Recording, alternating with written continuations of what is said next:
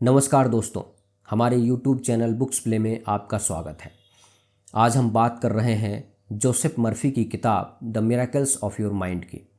Doctor Joseph Murphy की लिखी गई पुस्तक the miracles of your mind में लेखक ने अवचेतन मन की शक्तियों के बारे में बताया है, जिनका प्रयोग करके हम अपने जीवन को चमत्कारिक रूप से बदल सकते हैं।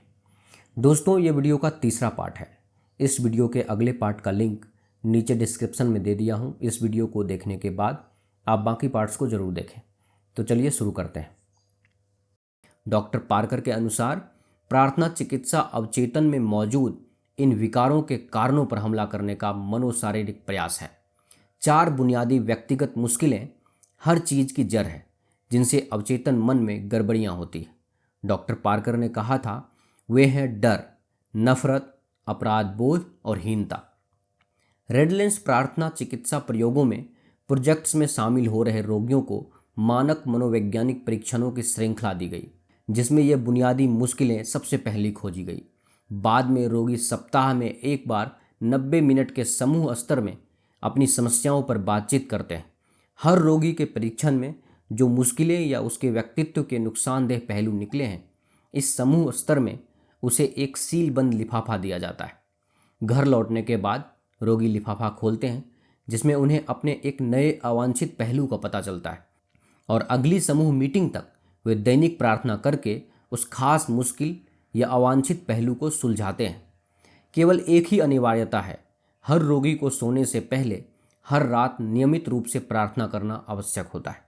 हम उस वक्त प्रार्थना पर जोर इसीलिए देते हैं क्योंकि सोने से पहले इंसान जो आखिरी चीज़ सोच रहा होता है वह उसके अवचेतन तक पहुंचने की सबसे ज़्यादा संभावना होती है, डॉक्टर पार्कर ने कहा। डॉक्टर पार्कर को 3 साल पहले अल्सर हुआ था और तब उन्होंने पहली बार अपने प्रार्थना सिद्धांतों को खुद पर आजमाया था। उनका कहना है कि ज़्यादातर रोगियों को सिखाना पड़ता है कि प्रार्थना कैसे करनी है।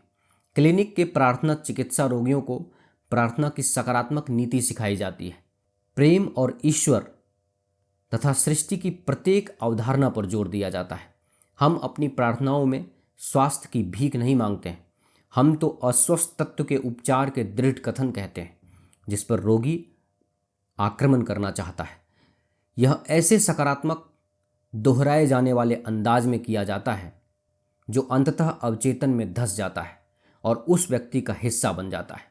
डॉक्टर पार्कर ने कहा, इस तरह से प्रार्थना द्वारा आत्मचेतना के भीतर के विनाशकारी पहलुओं पर आक्रमण किया जा सकता है और अंततः उससे उबरा भी जा सकता है। इस तरह उनके शारीरिक रोगों के बुनियादी कारणों को खत्म किया जा सकता है। विलशायर एवल थिएटर में मैं हर रविवार को खचाखच भरी भीड़ के सामने बोलता हूँ। वहाँ हम कुछ समय तक उपचारक मौन में रहते हैं। मैं श्रोताओं से पहली चीज़ यह कहता हूँ कि वे तनाव मुक्त हो जाएं, खुद को ढीला छोड़ दें और अपने मन के पहियों को रोक दें। उद्देश्य यह है कि संकालु चेतन मन को खामोश कर दिया जाए और सुनने वालों के ग्रहणशील मन में स्वास्थ्य, शांति, खुशी तथा समृद्धि जैसा कोई नया विचार डाल दिया जाए। जिन लोगों में इसका बीज बोया जाता है वे उपचार या उनकी प्रार्थना के जवाब का जन्म होगा। यह अवचेतन मन का गत्यात्मक कार्य है। कई लोग हर रविवार को उत्कृष्ट परिणाम बताते हैं, जैसा कि कृतज्ञ पत्रों द्वारा सत्यापित भी होता है। मैं यहाँ अवचेतन मन की कार्यवाही के संदर्भ में कुछ महत्वपूर्ण घटकों पर जोर देना चाहूँगा। लेखक कहते हैं, एक आदमी एक बार मेरे पास आया और उसने मुझसे पूछा कि हालांकि वह खुद से बार बार कहता रहा मुझे सिरदर्द नहीं है, तो इसके बाद भी सिरदर्द क्यों नहीं गया। अवचेतन मन आसानी से इस विरोधाभास को स्वीकार नहीं करेगा। यह केवल उसी को स्वीकार करता है जिसमें आप यकीन करते हैं और जिसे आप सच महसूस करते हैं या संभव मानते हैं। यदि आप अपने विचार के अमल की संभावना को मानसिक रूप से स्वीकार कर लेते हैं तो अवचेतन मन सहयोग करेगा। अवचेतन मन पर छाप छोड़ने के लिए आपको इसका सहयोग हासिल करना होगा। यदि आप अवचेतन मन को विश्वास दिला सकें कि आपको कोई सरदर्द नहीं है तो सरदर्द दूर चला जाएगा।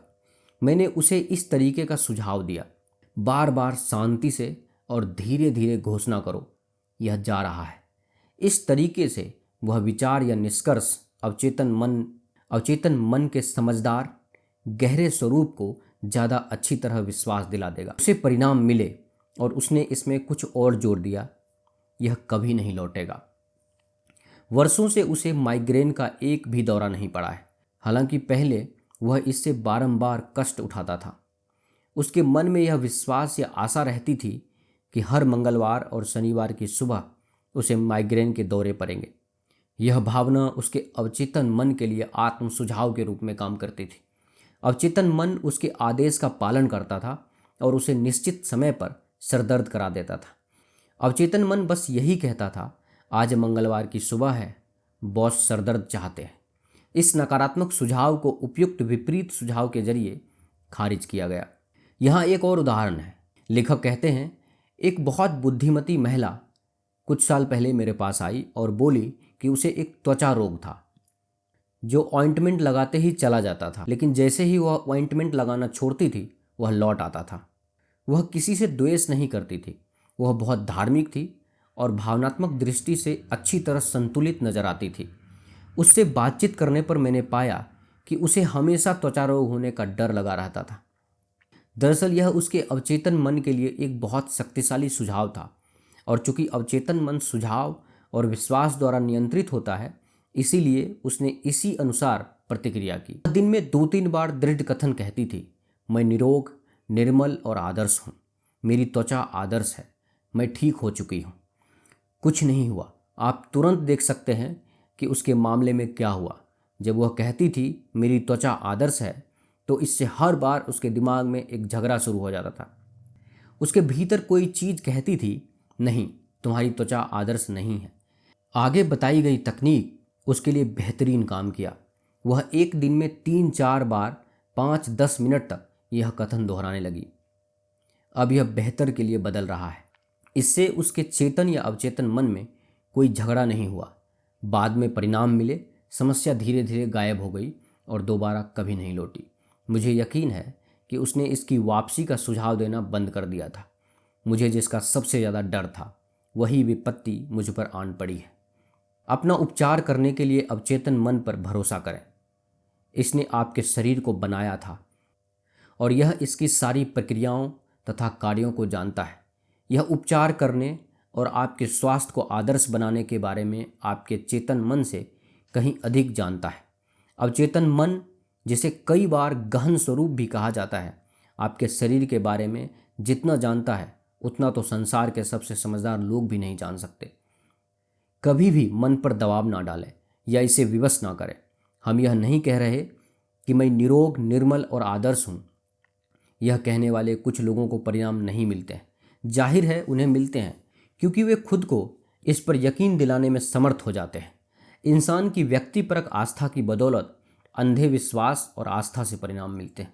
लेखक कहते हैं, मेरे एक मनोवैज्ञानिक मित्र ने मुझे बताया कि उसके एक फेफड़े में संक्रमण था। एक्सरे और विश्लेषण में पता चला कि टीबी है। रात को सोने जाने से पहले वह शांति से यह दृढ़ कथन कहता था, मेरे फेफड़ों की हर कोशिका, ऊतक और मांसपेशी को अब निरोग, निर्मल और आदर्श बनाया जा रहा है। मेरे पूरे शरीर को अब स्वास्थ्य और निरोगता में लौटाया जा रहा है। ये उसके सटीक शब्द नहीं हैं, लेकिन ये उसकी कही बात का सार बताते हैं। लगभग 1 महीने में ही पूर्ण उपचार हो गया। बाद में हुए एक्सरे ने दिखाया कि फेफड़े बिल्कुल सही हो गए थे। ध्यान रहे, उसने निरोगता और स्वास्थ्य का सुझाव तो दिया था, लेकिन इस दौरान उसने अपनी समस्या का नाम लेकर जिक्र नहीं किया था। मैं प्रबलता से सुझाव देता हूं कि आप अपनी बीमारियों के बारे में बातचीत करना या उन्हें नाम से पुकारना बंद कर दें। आपका ध्यान और बीमारी का डर वह एकमात्र पोषक तत्व है जिससे उन्हें जीवन मिलता है। यहाँ बताए गए मनोवैज्ञानिक की तरह आप एक अच्छे मानसिक सर्जन बन सकते हैं। फिर आपकी मुश्किलें उसी तरह हट जाएगी जिस तरह सूखी शाखाएं पेड़ से अलग हो जाती हैं। यदि आप लगातार अपने दर्द और लक्षणों का नाम ले रहे हैं, तो आपके मन के नियम द्वारा इन कल्पनाओं में साकार होने की प्रवृत्ति होती है, जिसका मुझे भारी डर था। अवचेतन मन पर छाप छोड़ने की एक तकनीक यह है, यह मूलतः आपके अवचेतन मन को प्रेरित करने में निहित है कि यह चेतन मन द्वारा किए गए आपके आग्रह को स्वीकार कर ले। यह हस्तांतरण तंद्रा जैसी अवस्था में सबसे अच्छी तरह हासिल होता है। जान लें कि आपके सबसे गहरे मन में असीम प्रज्ञा और असीम शक्ति है। बस शांति से इस बारे में सोचें कि आप क्या चाहते हैं। इस पल के बाद इसे पूर्ण फलित होकर अपने जीवन में आता देखें। एक छोटी लड़की की तरह बने जिसे बहुत बुरी खांसी थी और जिसका गला बंद था। उसने दृढ़ता से बार बार घोषणा की, यह अब दूर हो रही है, यह अब दूर हो रही है। खांसी लगभग 1 घंटे में सचमुच दूर हो गई। पूर्ण सादगी और मासूमियत से इस तकनीक का इस्तेमाल करें।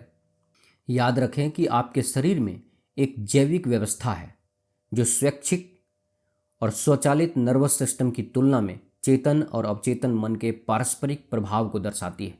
ये दोनों तंत्र अलग अलग या मिलकर काम कर सकते हैं। वेगस नर्व शरीर के दोनों तंत्रों को जोड़ती है।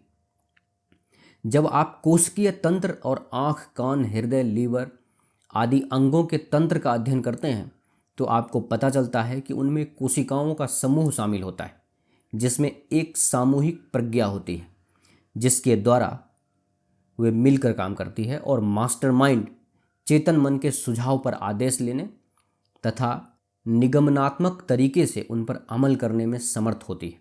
इसलिए फेफड़ों की सामूहिक प्रज्ञा ने इस अध्याय में पहले ही बताए गए मनोवैज्ञानिक के सृजनात्मक सकारात्मक सुझावों पर प्रतिक्रिया की। दोस्तों, लेखक कहते हैं, इस पुस्तक में हमारा उद्देश्य मस्तिष्क की कार्यविधि के रहस्य को हटाना है ताकि हम इसकी कार्य प्रणाली को बेहतर जान सकें।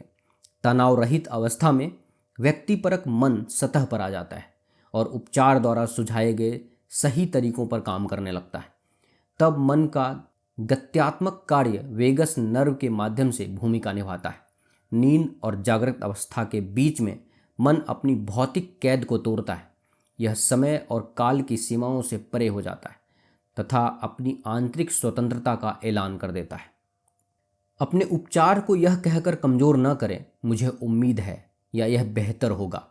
चेतन मन जो भी नक्शा अवचेतन मन को थमाता है, जिसे कई बार व्यक्तिपरक या स्वचालित मस्तिष्क भी कहा जाता है, आपके शरीर का कोशिकीय ढांचा विश्वासपूर्वक और ईमानदारी से उसका अनुसरण करेगा। जो किया जाना है उसके बारे में आपकी भावना बॉस है। जान लें कि स्वास्थ्य आपका है, निरोगता आपकी है। अवचेतन मन की असीम उपचारक शक्ति का जरिया बनकर बुद्धिमान बने। असफलता के कारण है आत्मविश्वास का अभाव और बहुत ज़्यादा कोशिश। विश्वास के बिंदु तक अवचेतन मन को सुझाव दें, फिर शिथिल हो जाएं। खुद से अपने हाथ हटा लें। स्थितियों और परिस्थितियों से कहें, यह भी गुजर जाएगी। शिथिलता के जरिए आप अवचेतन मन पर छाप छोड़ देते हैं। इससे आप विचार के पीछे की गत्यात्मक ऊर्जा को आगे आने और भौतिक जगत में प्रकट होने को समर्थ बनाते हैं। दोस्तों, आप देख रहे हैं जोसेफ मर्फी द्वारा लिखी गई book the miracles of your mind की समरी। यह समरी आपको कैसी लगी, कृपया हमें नीचे कमेंट बॉक्स में कमेंट करके ज़रूर बताएं। अगर आपको यह समरी अच्छा लगा हो तो इसे अपने फ्रेंड्स और फैमिली के साथ अवश्य शेयर करें और हमारे लेटेस्ट वीडियो को देखने के लिए हमारे YouTube चैनल बुक्स प्ले को सब्सक्राइब करें। धन्यवाद।